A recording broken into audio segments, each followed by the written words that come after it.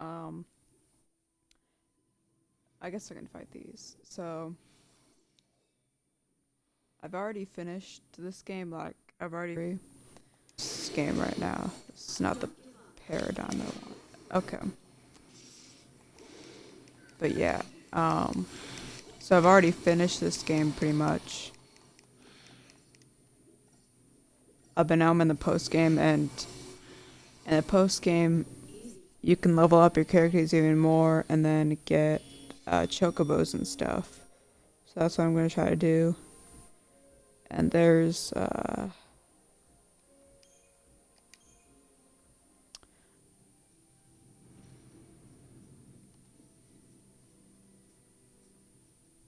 lot of big monsters you can't fight until the post game. So and there's like a lot of missions you complete. So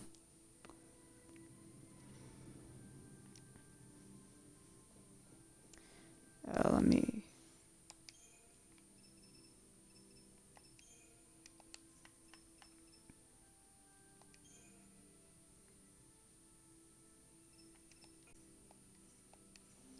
So since I might be playing some Final Fantasy, I was thinking that I could show you guys some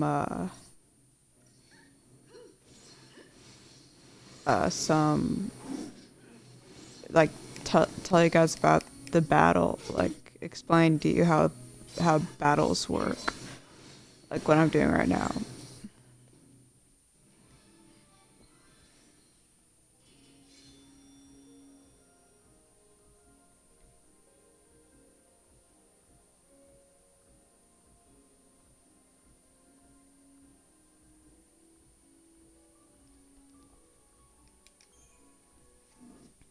So basically, let me turn my game volume down a little bit. Uh, Battles work like called a chain gauge. Once that chain gauge is full, here I'll show you. It's in the wait, let me see. Okay, yeah, the chain gauge in the top right of the screen. And see, now that guy was just staggered. And now I'm gonna stagger this guy. And once the enemy is staggered, they take like a lot more damage. So usually to stagger an opponent, unless of course they have like really low health, and then there's not really much need. Um, but another key thing is paradigms. And paradigms are like what roles the people in your team are. So there's lots of different roles. Uh, the main role is commando, and commando.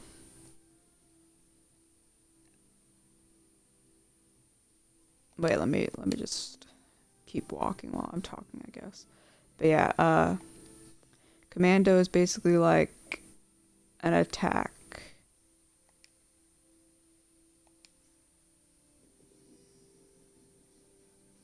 An attacker. So once you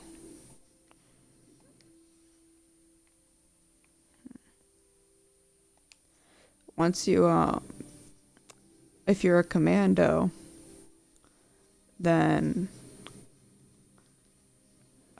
your main role is just attacking. And so you can do a lot of damage if you're in the stagger, if you're in like the staggered. Right now, I'm a commando, then my two teammates are ravagers. And ravagers are attackers too, but their attacks are more magic based. So, but also ravagers are good because they help drive up the chain gauge that I was just talking about.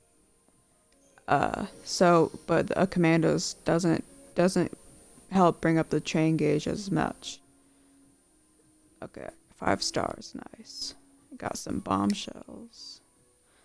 That's good for upgrading your weapons. And then do this one. I'm gonna do it again. And then so Ravagers, yeah, they help build up the chain gauge, but commandos, they help like make the chain gauge not go down as quick. So if you have all commandos, then the chain gauge won't go up at all. But if you have all Ravagers, the chain gauge will go up, then go down really quickly.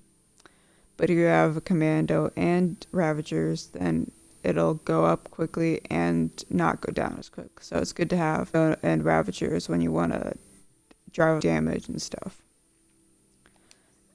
And and so some more roles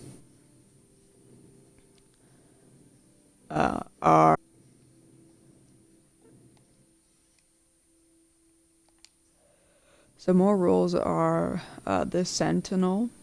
The Sentinel is basically like they can provoke the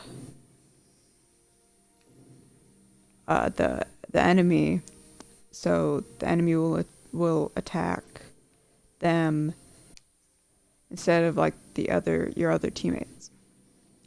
So Sentinel, the enemy does like a really big amount of damage.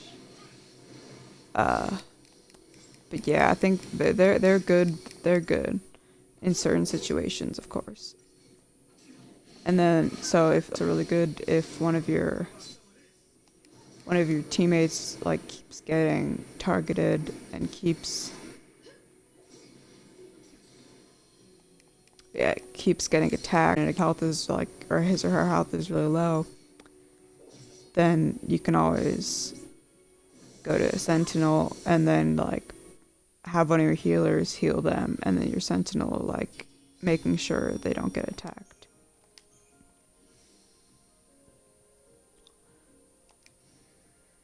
And then there's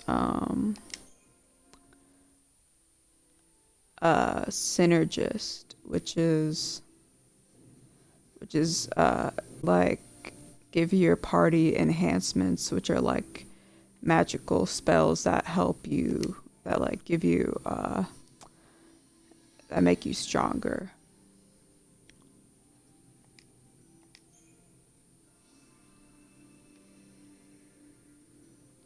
And so like the main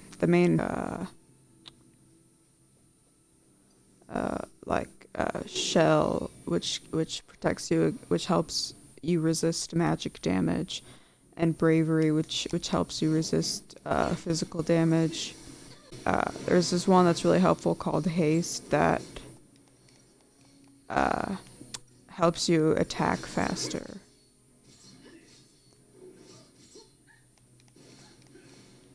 And then there's something called a saboteur, which is basically like they put just like bad spells on the enemy. So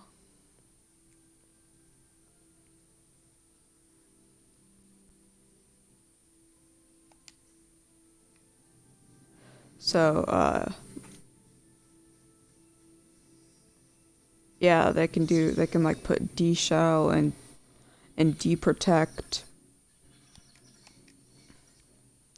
and that makes them less resistant to damage. And then there's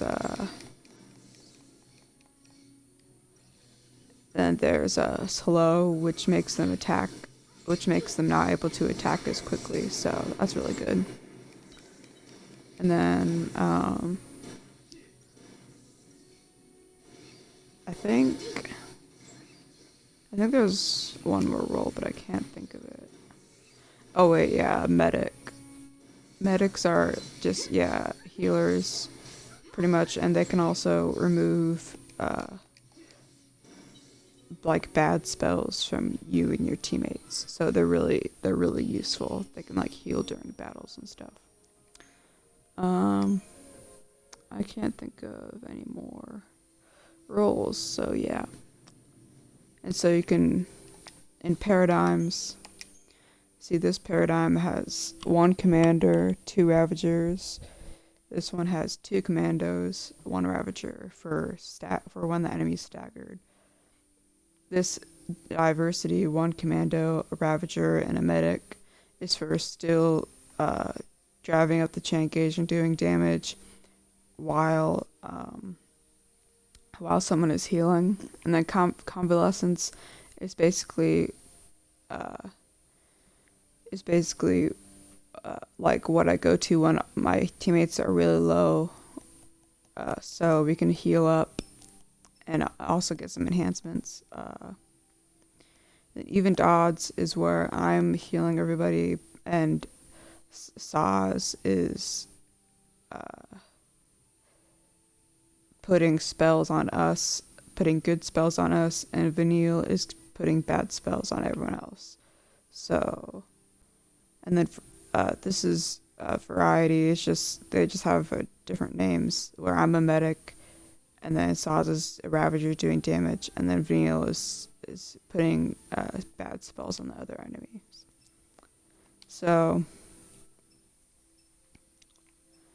basically, wait, I'll tell you everyone's names. This is Lightning. This is Saz. This is Vanille. This is Snow. This is Hope, and this is Fang. So yeah, I might do a series where I explain the story, like of the game. But today I'm just doing the battle explanation.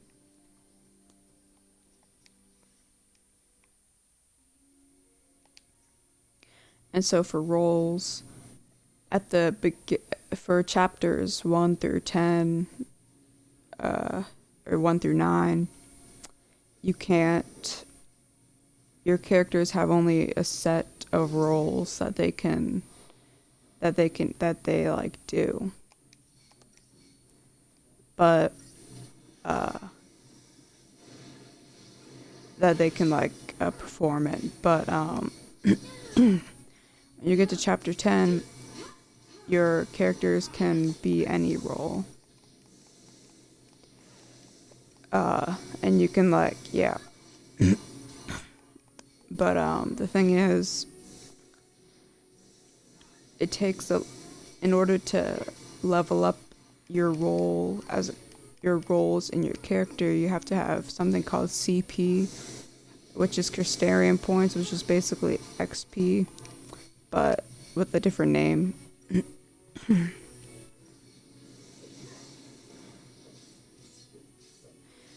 But with the roles that, like the new roles that your character didn't already have, it takes a lot more CP to level up those roles. So before the post game, you mostly just stick with your roles that you already had at the beginning of the game. So, and then another thing is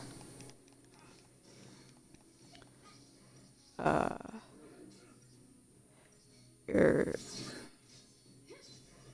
ATB gauge. It's the thing at like the bottom left. It's where basically your ATP gauge has to either fill up or be like partway filled up for you to execute a move. So like each segment you can do one move. So right now 5 of my segments are build up now, so I can attack 5 times.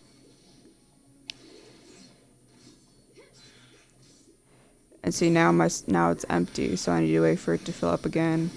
But if I just wanted to attack 3 times, I could, and so I wouldn't need to let my ATP gauge fill up if I just wanted to do 3 attacks, because I would only need to have it filled to 3 segments.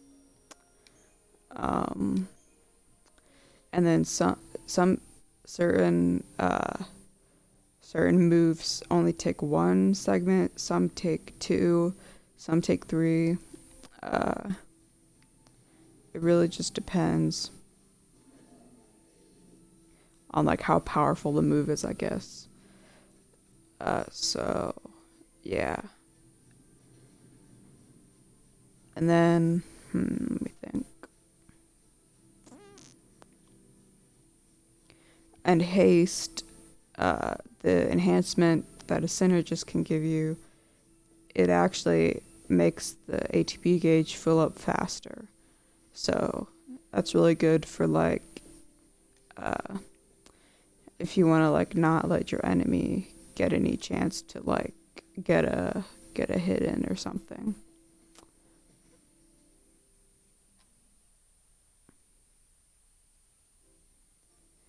And as you build up your rolls with your Custarium, you get more moves in your roll.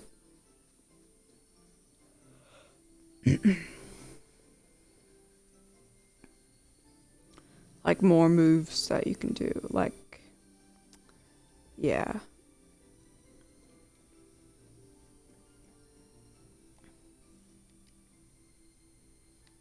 Man, that's really far. Okay.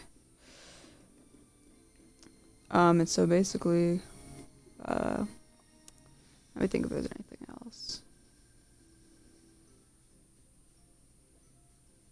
Certain enemies have weaknesses or are immune to certain battles. I can't think of the name. Or ailments. Okay. Yeah, some are immune to certain ailments. And also you can get this thing called the preemptive strike, where you like catch the enemies off guard, and you can do some damage to them before the battle even starts, and drive their chain gauge too. So that's pretty cool. It's really useful. But sometimes it's hard to get a preemptive strike.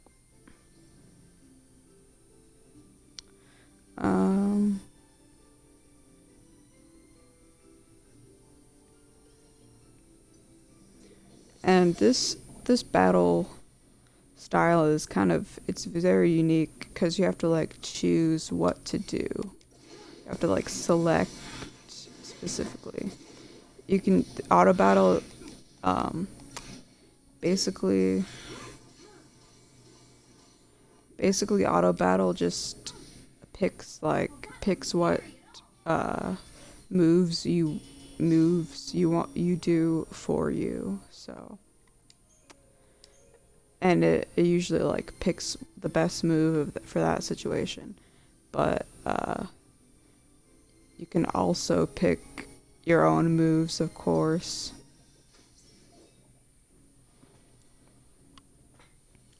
Here, if you select abilities, then you can select any of your moves.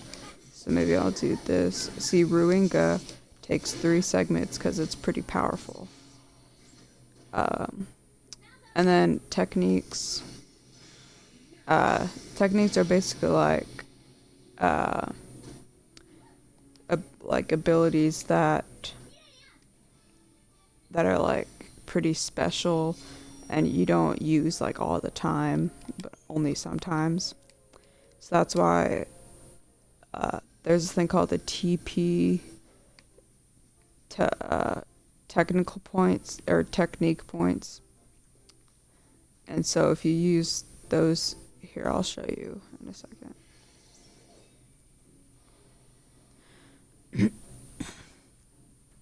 So on the bottom right, below the character's health bar, before under Lightning's health bar, you see yellow bars, which is the TP gauge, and I now have 5 segments. And certain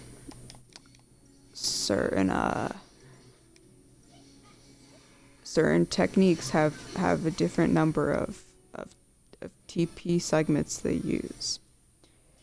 So, and the thing you probably will use the most, or is the most popular, is summon, which is basically where you summon your I forget what they're called.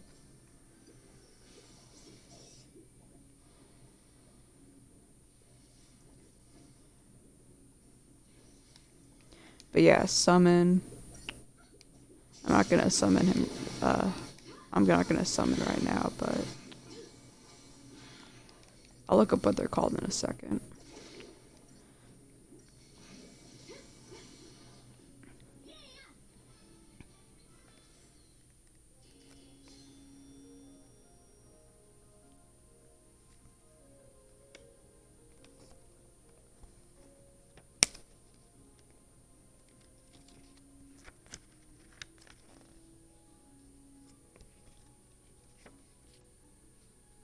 Oh, they're called eidolons. Okay. So by the end of the game, each character will have an eidolon, which is basically like a creature, like a mythical creature that they can summon. That they can summon to help them in battle. So yeah, and they're pretty powerful, and they're good because if you die, if you take damage when they're like helping you, they have like a ability that can like heal you all the way up again. And then if you die while they are helping you, then it will revive you, but also just leave right then. So it's pretty helpful. Also, in this game, if the main leader of your battle team dies, then you have to like start the battle over pretty much. So yeah.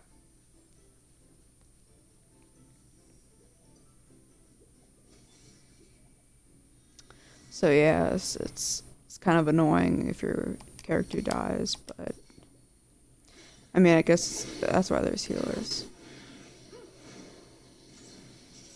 And then down here is items, and those are things like potions, which heal everybody in your party a little bit, and then Phoenix Down, which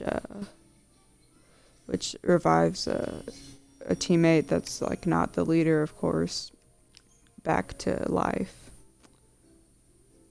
And there's some other ones, but those are the most common.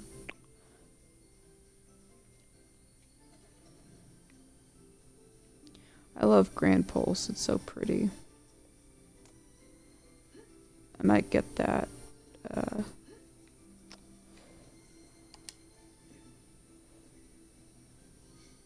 Got a rune bracelet. Not really sure what that does.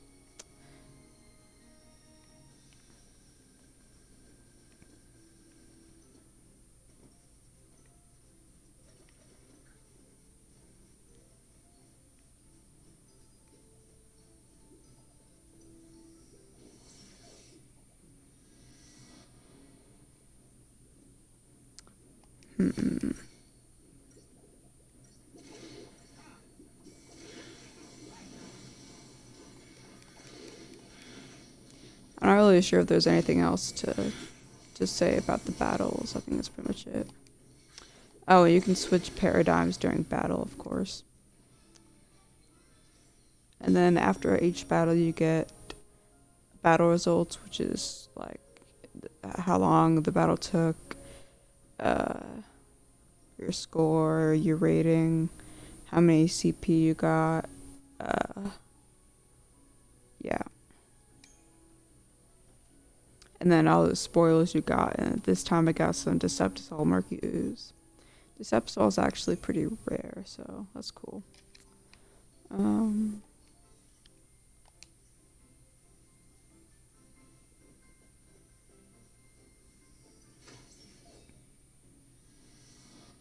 this is my first time playing after the post game, actually, so.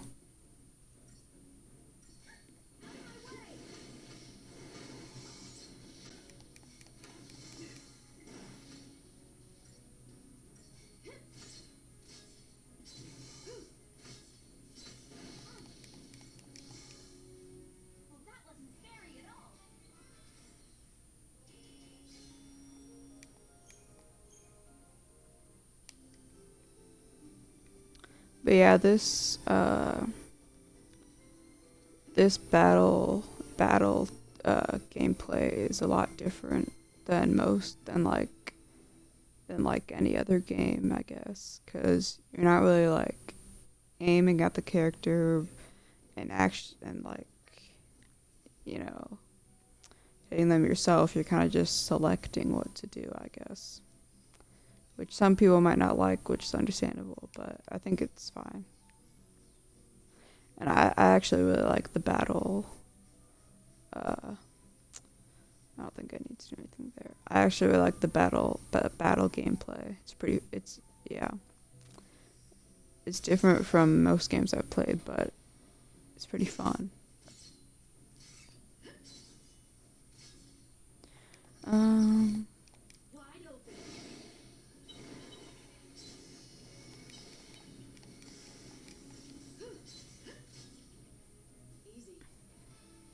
but yeah, I actually really like it. 5 stars, nice.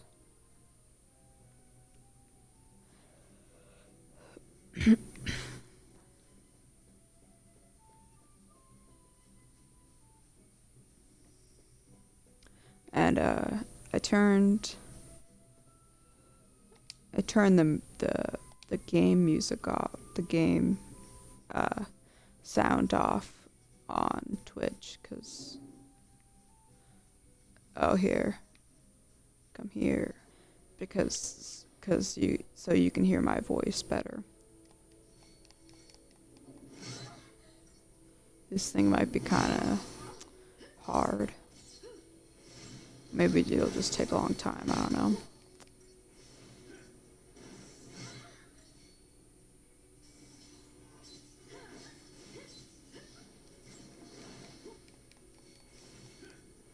Actually, this isn't that bad compared to like some other hard ones. So I'm gonna go to aggression now since he's staggered. You see it in the top right corner. Actually, wasn't bad at all. Alright.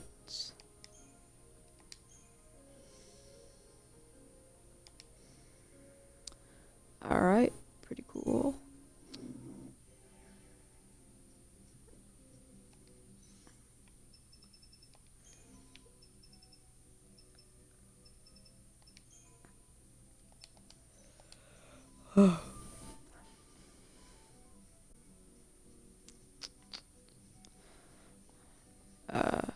I'm gonna look up where the next mission is really quick.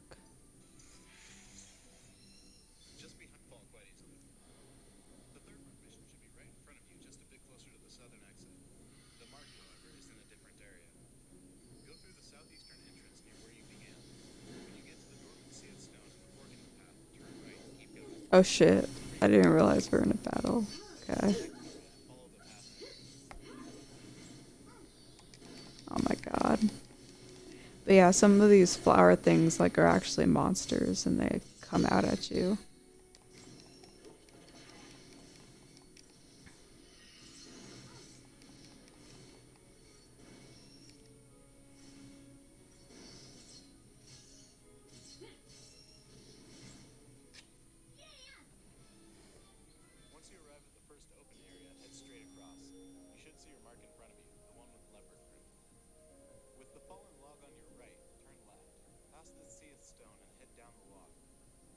be skipping to mark mission 5 now.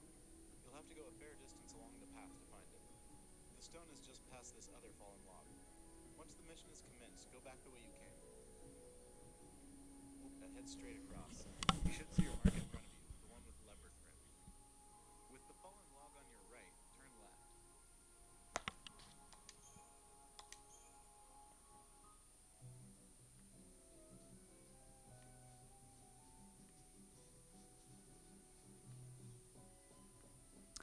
I think I might save.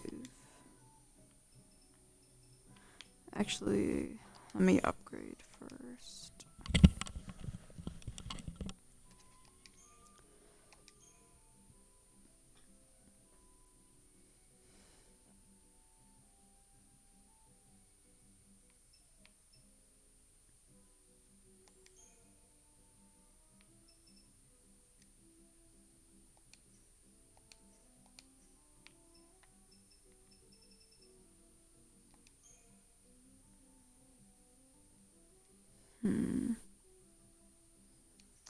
I might want to get a new weapon for Hope, because his weapon's not that strong.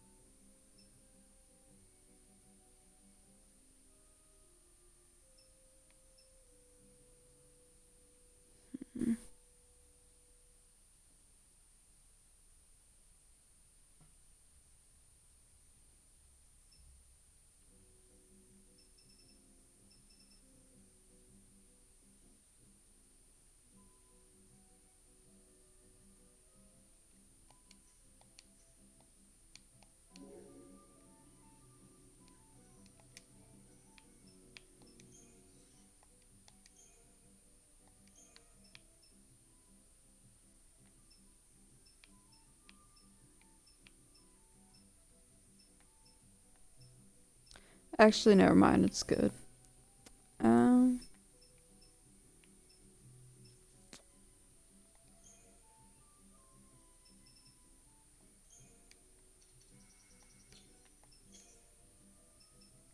Wow, I got a lot of stuff. Um.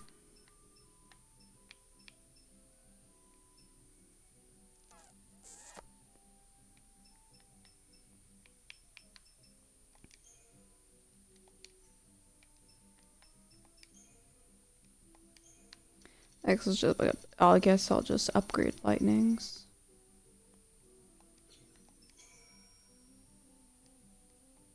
And as your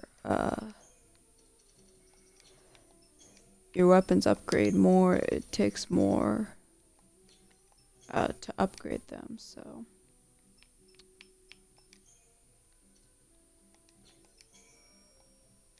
Alright, so that's pretty good.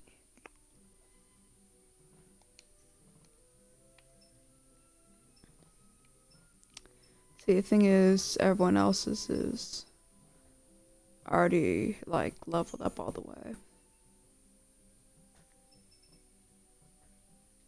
I could, I don't know. Okay, it's fine. Actually, let me save.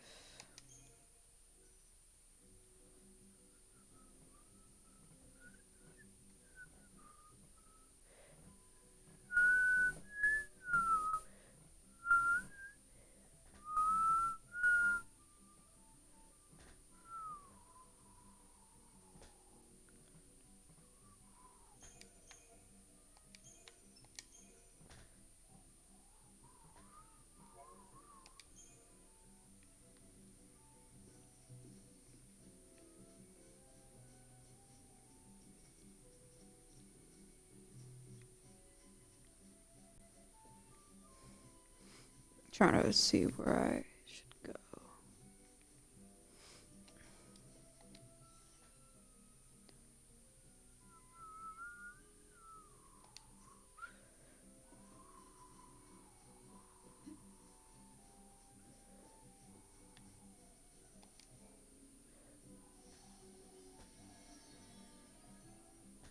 Okay, this is the one I was looking for.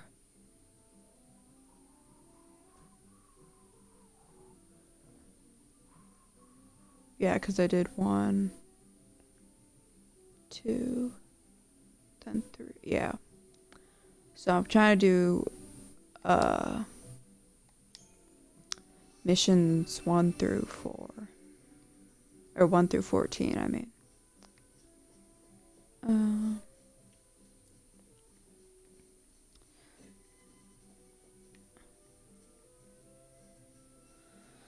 So I gotta go over here.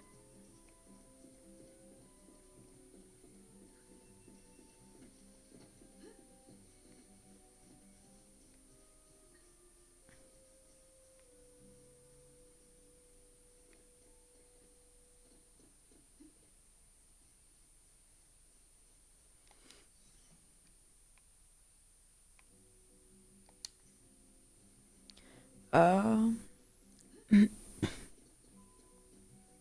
don't really have much else to talk about, so maybe I could talk about the story of this game. Oh, these things are annoying, but I think it's good practice. I kind of forget about these kind of.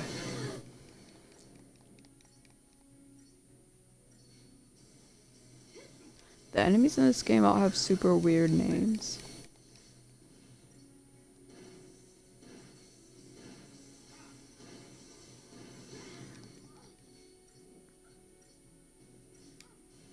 And like every character is like, oh god. And every character is like named after like an actual word besides like Saz and like Sarah and stuff.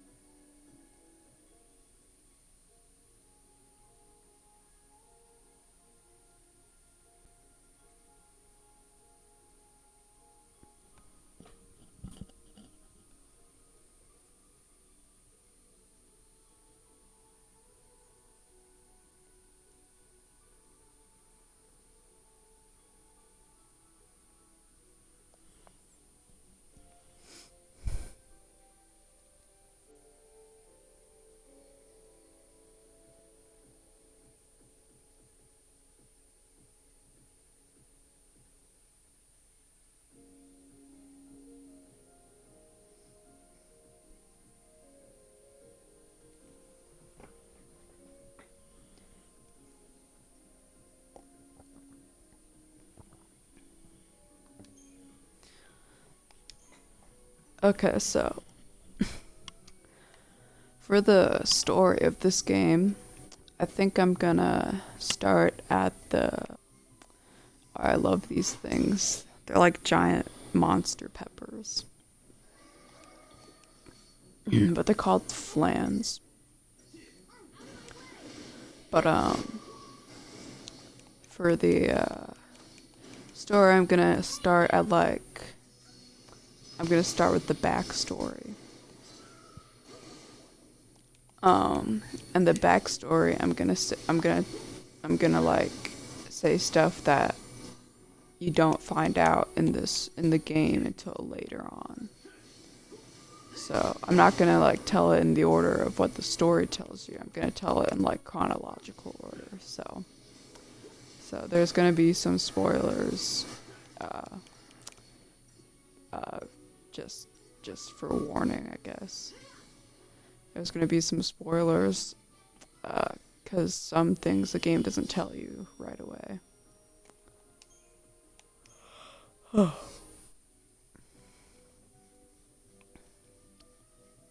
So basically, uh, our characters live on this like it's like an oasis in the sky, and it's called Cocoon.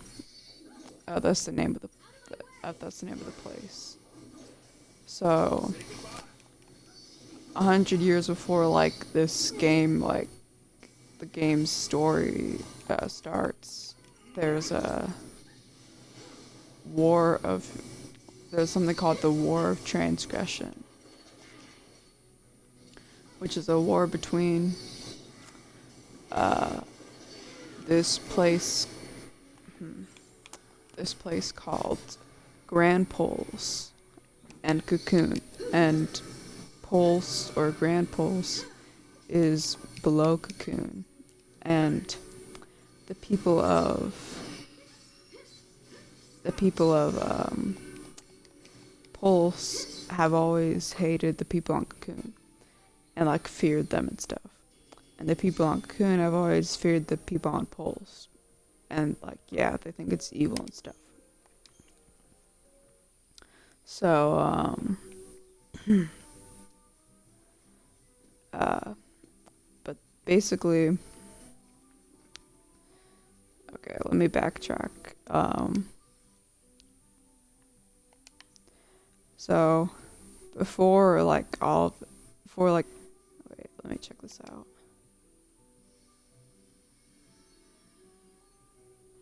Okay, I'll do this one after I do number 4. Okay, so basically, before all of this, there's this entity called the Maker, which, where is it? Oh. There's this, like, entity called the Maker, who made, like, everything, I guess. So he made these things that are really powerful called fal'Cie, and they're spelled Falcie. And so he made fal'Cie to be like powerful and like, yeah. And then he made humans to like he basically made humans for like for the fal'Cie to use, and yeah, kind of just like tools and pets, I guess. But fal'Cie can make humans into l'Cie, which is like Lcie.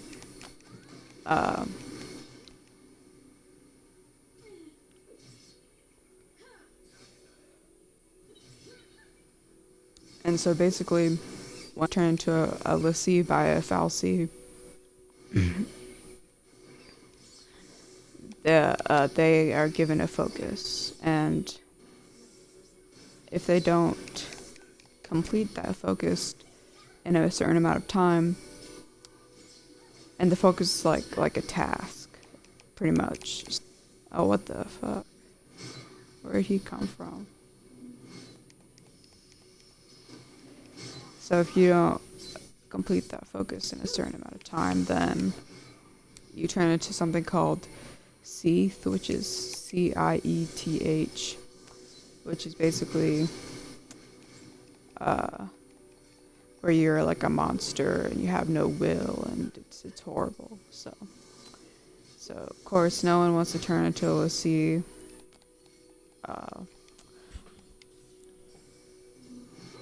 But back to fal'Cie, there's fal'Cie from Cocoon, and there's fal'Cie on Cocoon and fal'Cie on, oh wait, there's fal'Cie on Cocoon and fal'Cie on Grand Poles. So basically, the fal'Cie on Cocoon are like the good ones to Cocoon's people, and then the fal'Cie on poles are the good ones to the people on poles. And they both and the fal'Cie on Cocoon help sustain the humans on Cocoon. They're basically like they basically just give them everything like light, food. Yeah. Only 1 star. Okay. Mission complete. Pearl necklace. And so basically,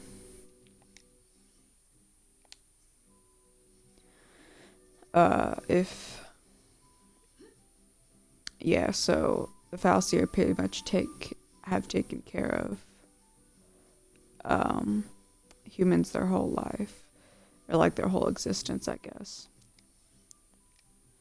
So humans are kind of just like pets and tools to the fal'Cie. And then, but of course the humans don't know this. They just, they don't know that the reason the fal'Cie are providing them with all this stuff is just to use them for later. And I'll get into that in a bit, but yeah.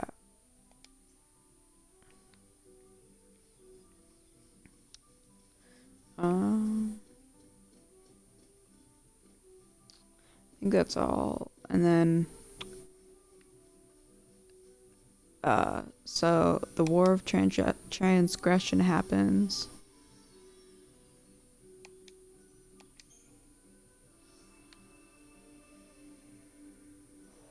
Which is basically where this pulse fal'Cie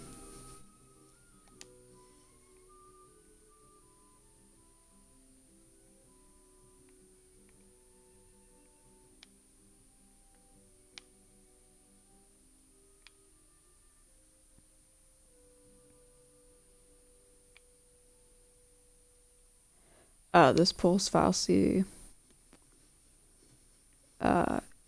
he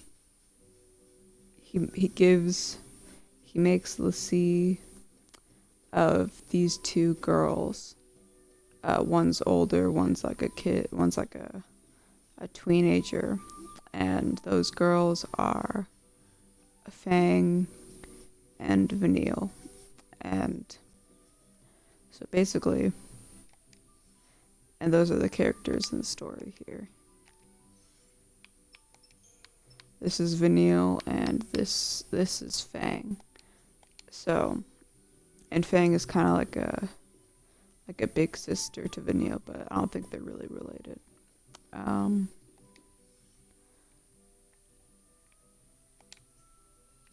So they both get this focus because they're l'Cie now, and their focus is to become this monster called Ragnarok and destroy Cocoon, which is their enemy.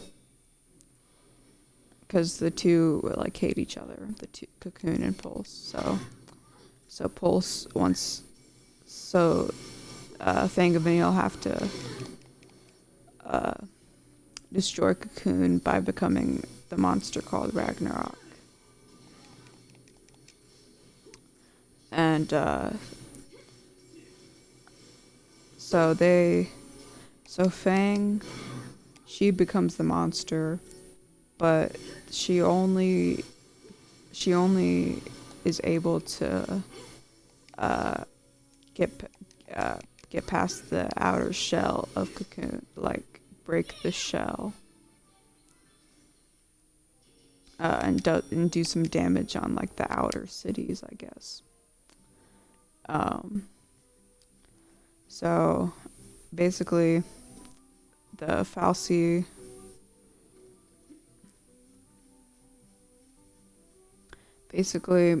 since they like didn't really complete their focus, but they like kind of did, they then turned to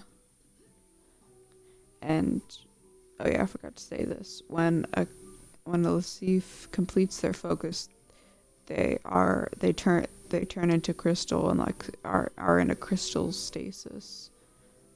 Basically, they're just like in a crystal sleep, I guess. Uh, but then, um, yeah, I think that's it.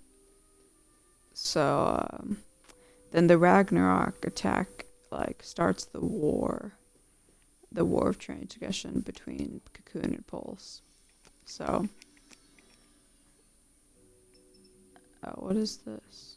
To teleport, view mission summary.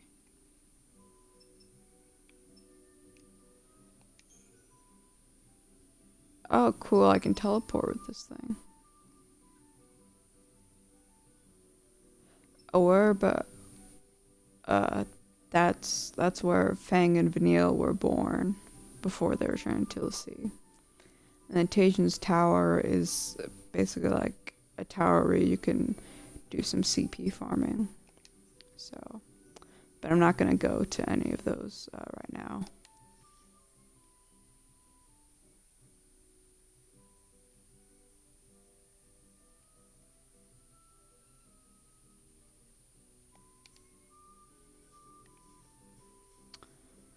So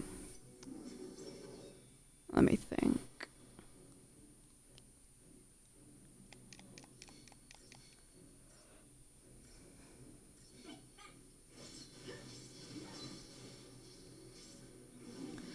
So basically, 100 years later, or like a lot for however years later, Vanille and Fang wake up from their crystal stasis, and they're on. Oh, I forgot to say this. They were put on Cocoon, where their enemies are, as like a punishment, I guess, for not finishing the focus completely. Um, and then so the thing is, once they wake up the Falsey that is also has been in rest with them. And when they wake up, the Falsey makes them Lassie again, and it gives them a new brand.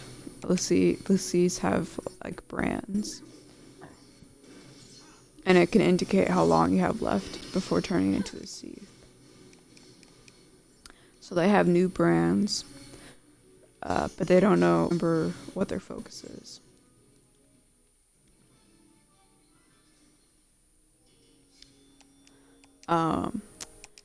And Fang doesn't remember what their last focus was, where they became Ragnarok and destroyed Cocoon and tried to destroy Cocoon. But Vanille does remember, but she pretends like she doesn't because she doesn't want to like make her friend feel guilty. So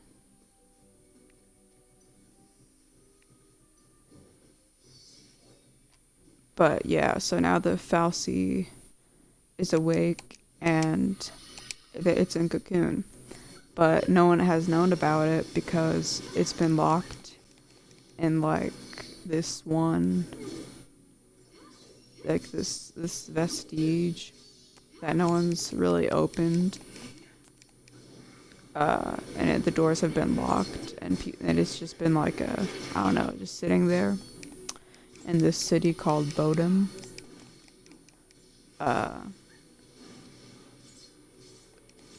And I think if I remember correctly, the city of Bodum was like kind of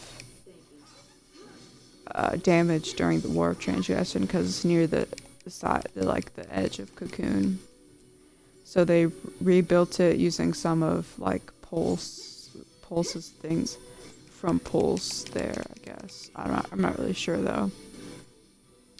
But yeah, this Falsey has been basically just sleeping there with Vanille and Fang for like years, but no one's known about it until Vanille and Fang wake up, and the Falsey wakes up.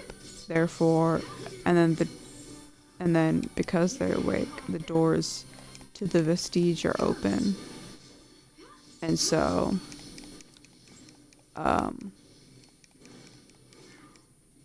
this one girl who is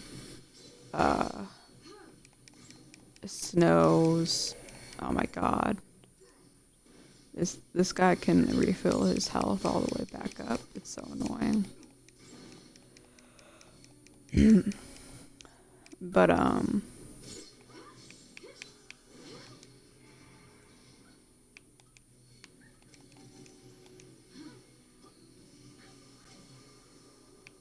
But yeah.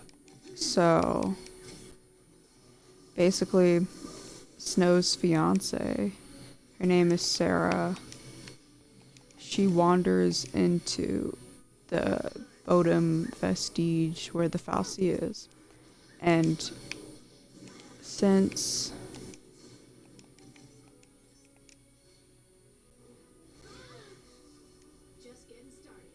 since like Fang and Vanille don't remember their focus, the Falsey takes it as, oh, they're gonna not do their focus. So what the Falsey does is it brands Snow's fiance when she like accidentally like wanders in because she's curious, and he makes her a l'Cie, and her name is Sarah, but Sarah is also Lightning's little sister. So Sarah's not one of the one of like the characters in here, but so she's this guy's fiance and this girl's little younger sister. So basically Fang and Vanille feel bad that like they were the reason that she got branded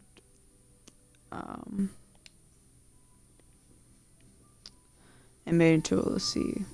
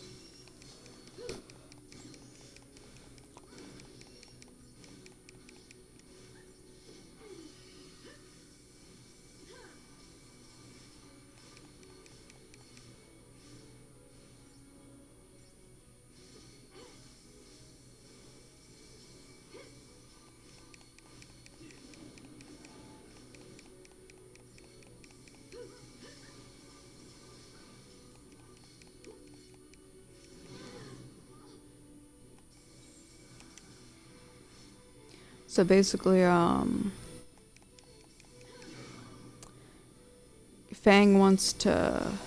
then wants to try to jog their memories of their focus. So she thinks it might be like something to do with killing people on Cocoon or like something, because Cocoon is their enemy because they're from Pulse. So she suggests that Fang and Vanille go to this place called let me think, Euride Gorge, which is basically like where Sanctum Falsey, which is Cocoon's army, which is like, so basically they're Cocoon Falsey, where Cocoon Falsey are like where they, it's like a museum for them, I think. I'm not really sure though. Or maybe just like where they are when they're not doing anything else. Um, but yeah, so when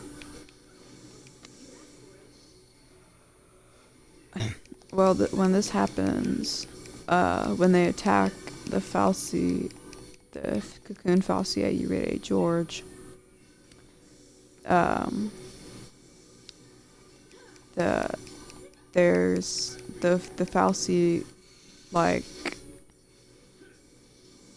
the fal'Cie goes into like defense mode, but the fal'Cie thinks he needs help with the threat. So what it does is oh cool, 5-star. It got achievement. It makes the one little boy that is near it a l'Cie, to cocoon l'Cie, to help him fight Fang and Vanille. But by the time the little boy is turned into a l'Cie, the Fang and Vanille are gone, I think. And that little boy is Saz's son, and the little boy's name is Daj. So yeah. So, of course, Saz is very sad about this because now his son won't have like a normal life. He'll just be like a slave to the fal'Cie and stuff. And so, but he doesn't want his son turning into like a monster. So he wants to know his focus, but Dodge doesn't know his focus, and neither does Saz, so he needs to try and figure it out. So,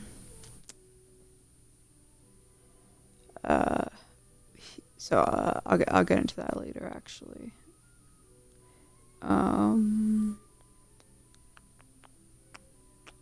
So basically, Fang and Vanille have now caused 2 people to turn to l'Cie, and they feel really guilty about it. But during the attack, when they're attacking Urate Gorge, Fang, it gets like too intense, so Fang tells Vanille to Fang tells Vanille to like leave her, so she leaves, but afterwards Fang can't find Vanille and they're pretty much separated. So after Fang can't find Vanille, she joins this one branch of the Sanctum army, which is Cocoon's army, with that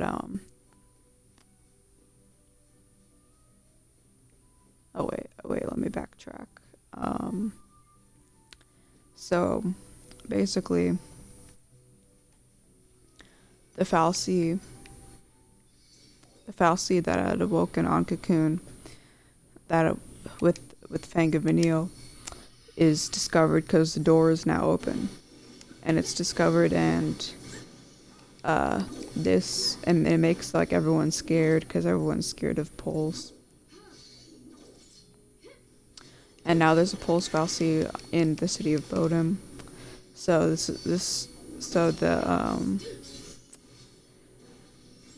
the leaders of Cocoon decide that there should be a purge, which is basically where they take everyone in the city of Bodum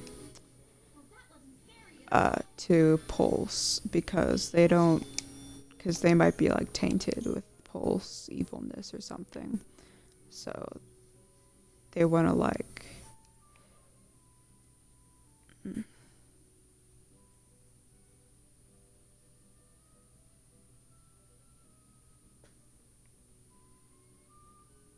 Not sure if I'm going the right way.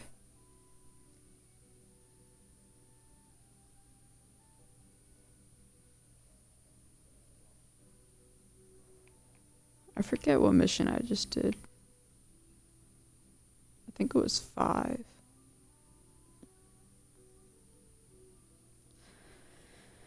Let me look. Let me look.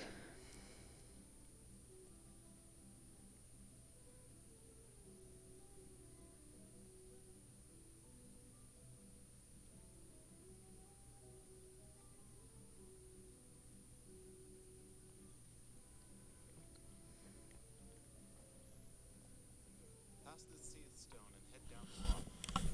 We'll be skipping to mark mission 5 now. You'll have to go a fair distance along the path to find it. The stone is just past this other fallen log. Once the mission is commenced, go back the way you came.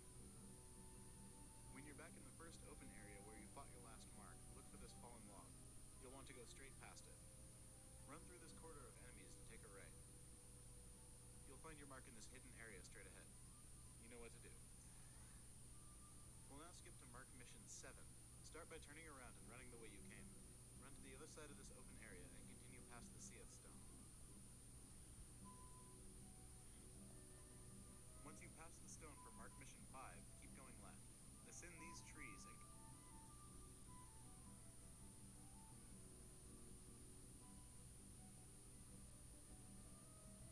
we'll be skipping to mark mission 5 now. You'll have to go a fair distance along the path. Look for this fallen log. Do. We'll now skip to mark mission 7. Start by turning around and running the way you came. Run to the other side of this open area and continue past the Seath Stone. Once you pass the stone for mark mission 5, keep going left. This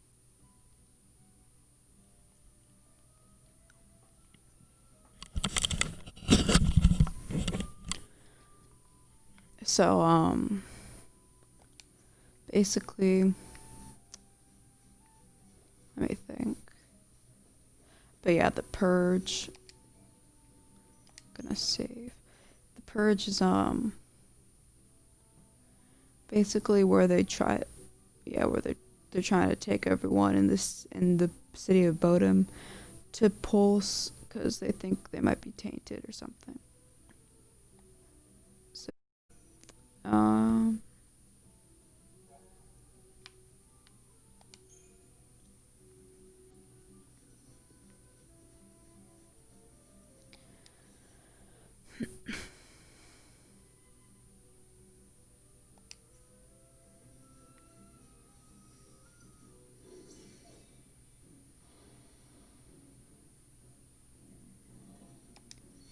So, of course, uh, since they're like purging innocent people, Snow and pretty much, uh, Snow, Lightning, and, uh,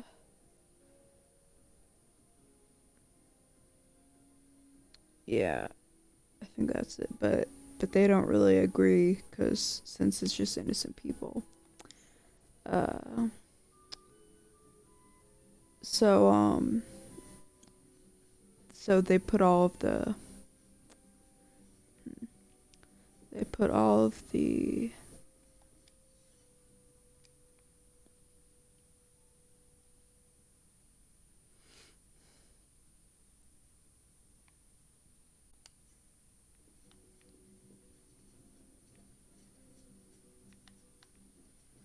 I can't go up here. Oh.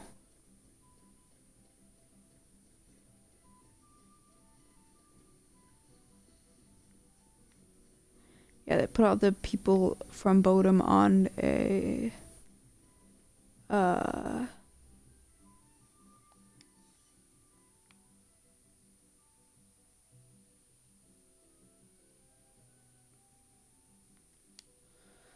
on a train to Pulse, including the fal'Cie that was in the Pulse fal'Cie that was found in Cocoon.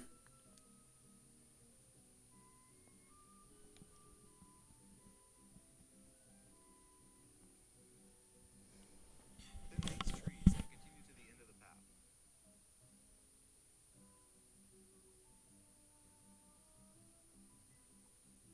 Start by turning around and running the way you came. Run to the other side of this open area and continue past the Seath Stone. Once you pass the stone for Mark Mission 5, keep going left. Ascend these trees and continue to the end of...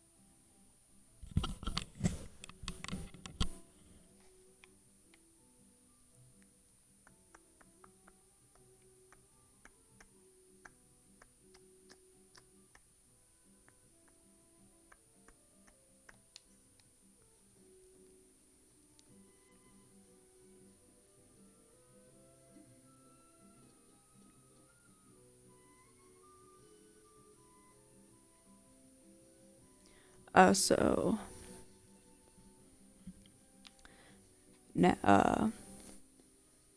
since the fal'Cie,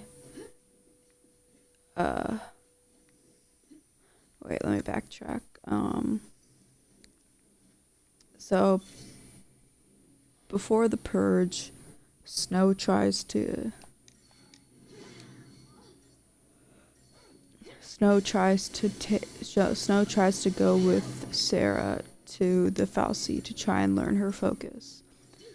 But when they get there, it just takes Sarah, but not Snow. And now Sarah's trapped in there, basically. So, since the fal'Cie is on the purge train, he goes to where the purge train is making like a stop, to like get Sarah back, and also he's going with his group called Nora, which is like a group of rebels, and Nora stands for no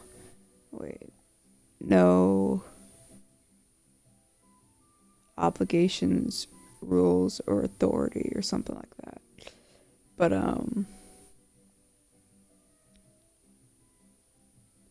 yeah, so they are trying to help the innocent people getting purged. But Snow is also there for Sarah.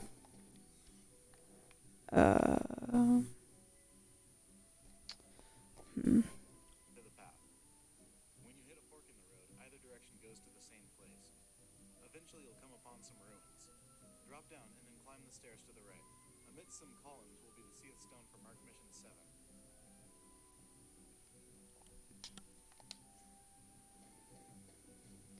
So yeah, basically,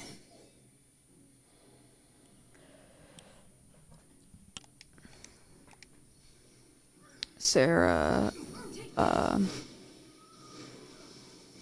yeah, so that's why Snow is there, and so Lightning is also there because she wants to also try to get Sarah back. And Sarah's in the fal'Cies. And then Saz is there because he was gonna try to find. He wants to like learn more about the Pulse fal'Cie to try and figure out his son's focus and maybe like complete it for him. Because maybe it has to do. Because yeah. And then Vanille is also on that train, the purge train, because she thinks it's because since it's like they said it was a train to Pulse, she's like, oh, that's where I'm from. I'll just go and go back home.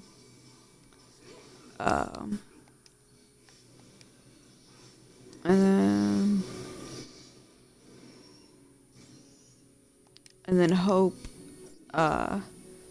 He's like a little, he's like a teenager, I guess. He's on the train because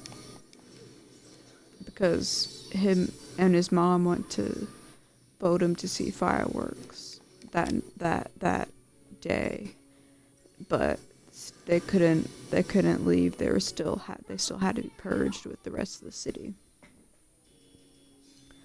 Um,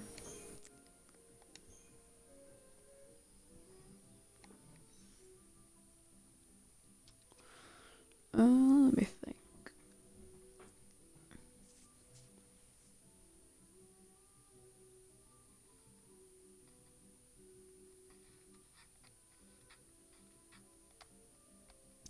I think I'm gonna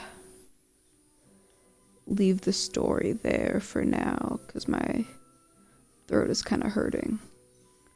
So I'm just gonna keep playing and talking about random things, and I'll continue the story in another stream.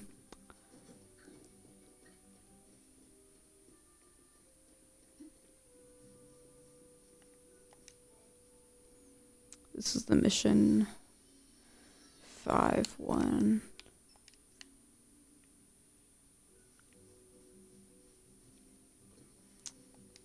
I think I have to go all the way over here. I mean, it's whatever though.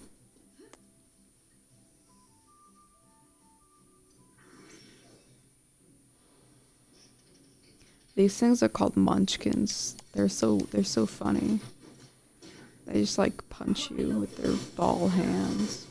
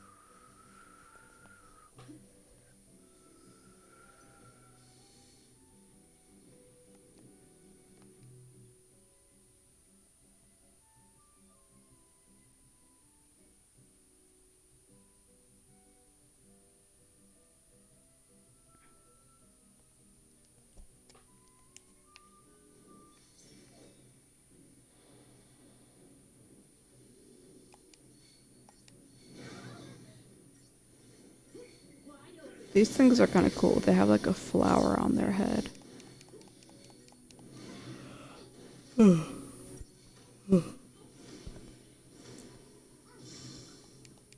know a lot of people don't really like Final Fantasy 13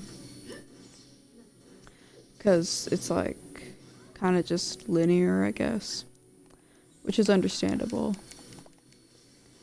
But I really like the battle gameplay, and I really like the story. So yeah, the characters are also fun. They're all like really unique, but yeah, there's also a lot of good character development. Hope becomes more brave throughout the story, and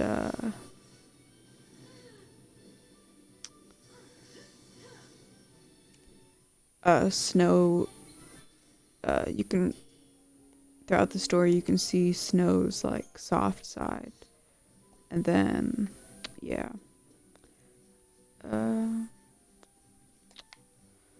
These things are so tall. They're like flowers or something. Jesus Christ. Where am I going? Am I even going the right way? I don't think I'm going the right way.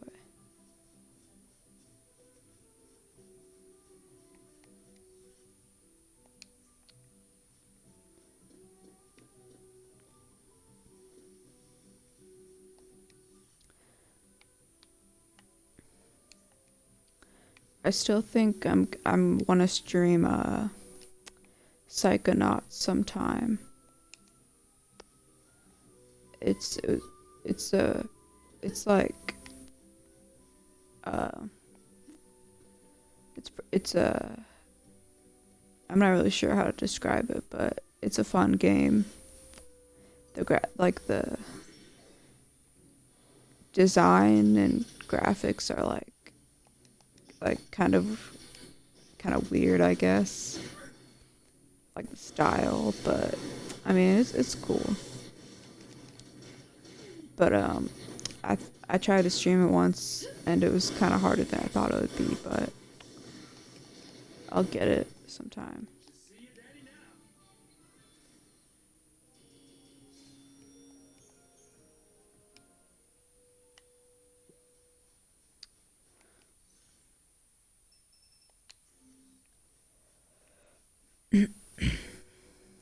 Uh, I'll get yeah. So I usually stream on my Xbox like I am right now, but I thought it'd be easier to stream on a PC, but it's actually harder because like there's a lot more steps and stuff. Like on Xbox, you just go to Twitch, click broadcast, change whatever settings you want, then start. It's really easy. Uh, but it's fine.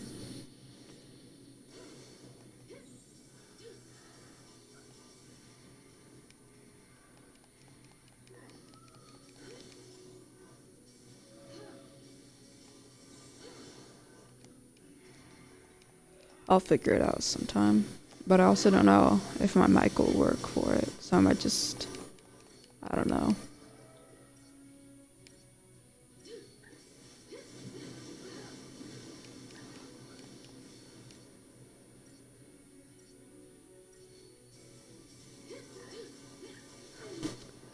Right now, I'm on Grand Pulse, by the way. Or Pulse.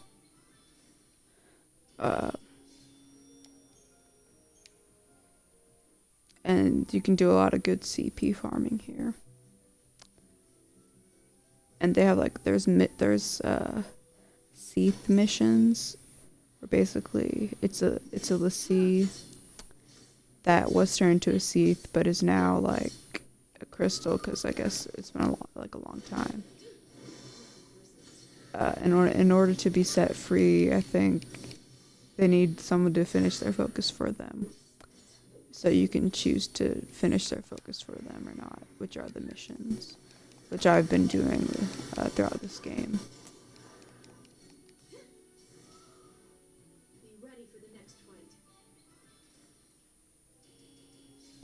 I really like the character style and design of this game.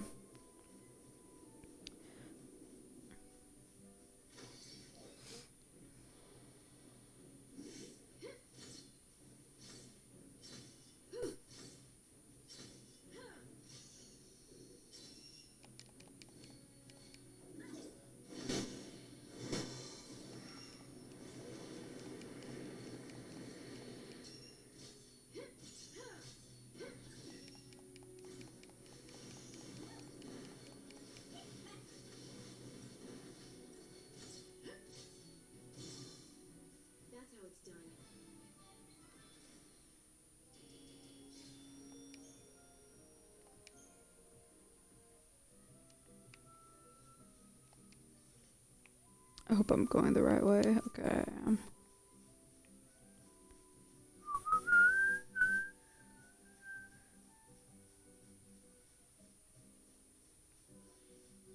I might replay Final Fantasy 15 sometime. And I'll stream some of it too, if I do. Hello. Okay, and then yeah. Oh wait, I forgot to mention. In this game, you get CP or XP by like doing these battles and stuff. I don't know if that's self-explanatory, but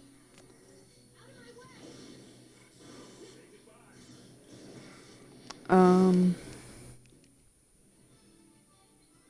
But yeah, I think I liked Final Fantasy 15 better than this one because there's like I don't know.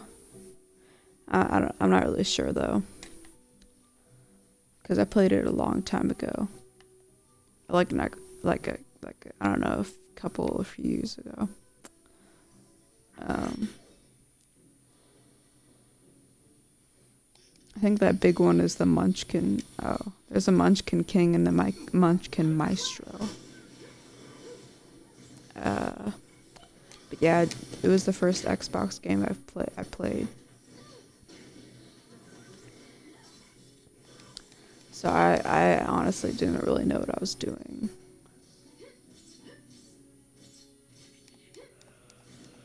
And I kind of forget a lot about it, so I might revisit it, replay it. I remember really liking the characters though.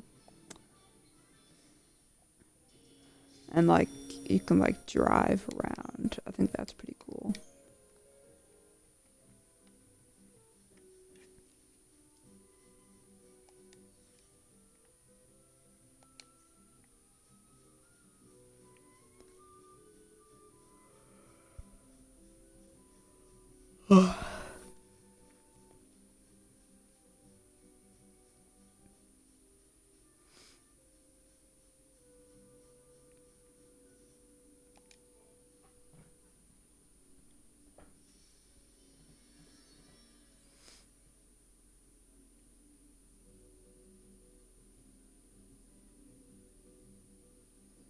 Oh, here's 6. Okay. I'm not sure if I really need to do 6 or not, but whatever.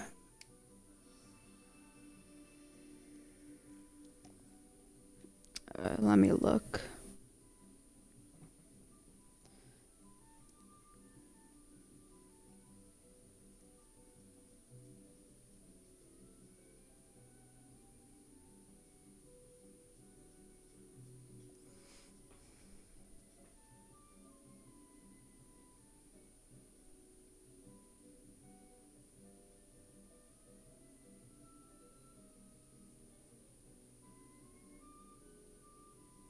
Apparently I need to skip 6, so alright then.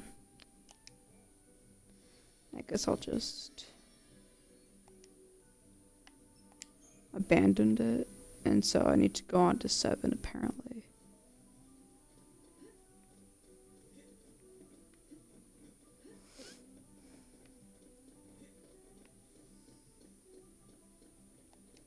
And 7 I think is over there.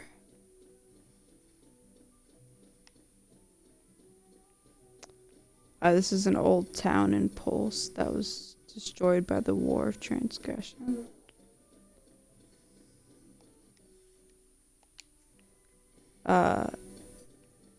And these monsters are Seath. I think they are, yeah. Oh wait, never mind. They're Taxons. These are kind of hard and annoying. I mean, I guess they're not too bad.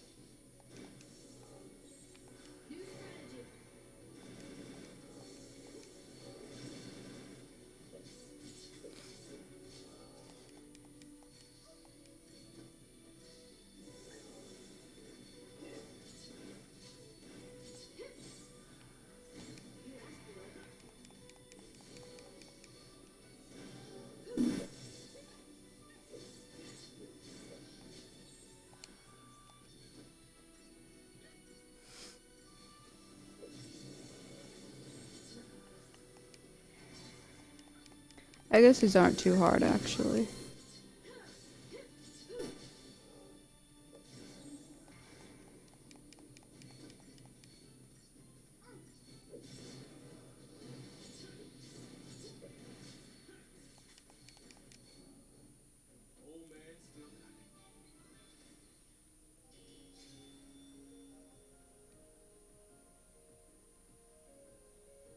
Man, only 3 stars. It's fine though.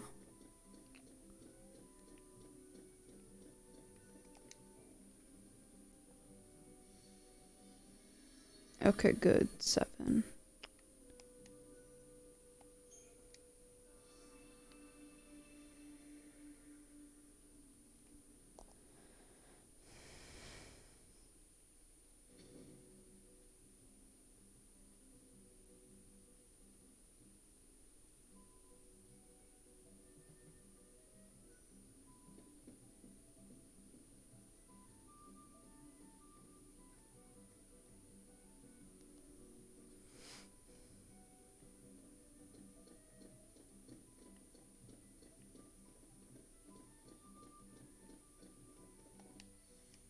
Where do I have to go?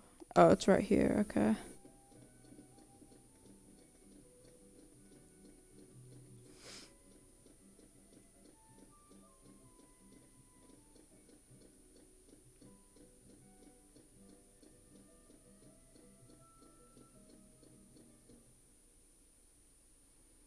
Oh god.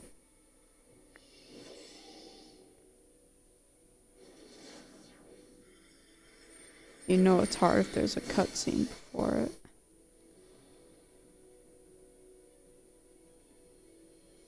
This guy doesn't look too bad though. But I mean, I don't know.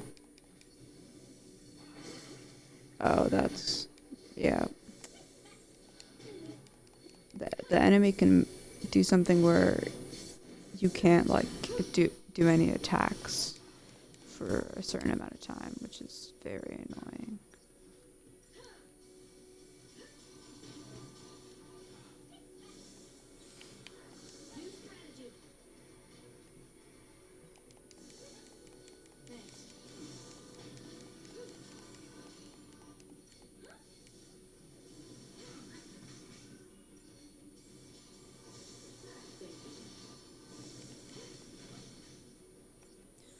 I think I'm gonna go to convalescence.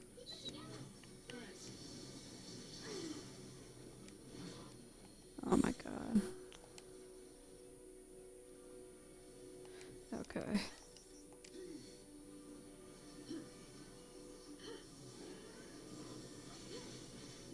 Oh god.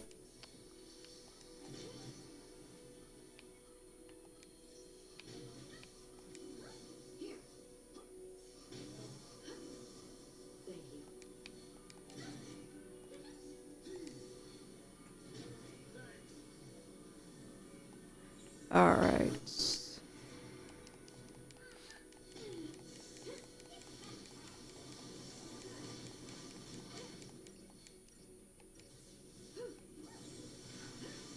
I'm just gonna do aggression because I think he's almost dead anyways. There we go. Oh, only 3 stars.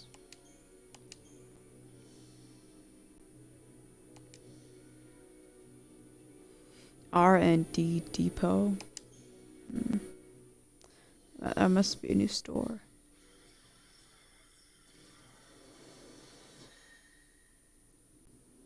Oh. Oh.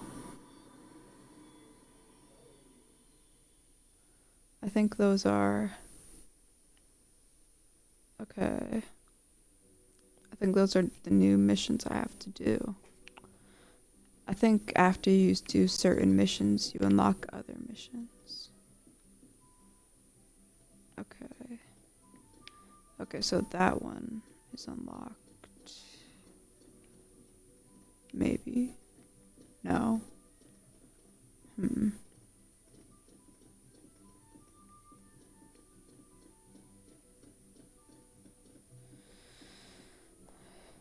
Let me look.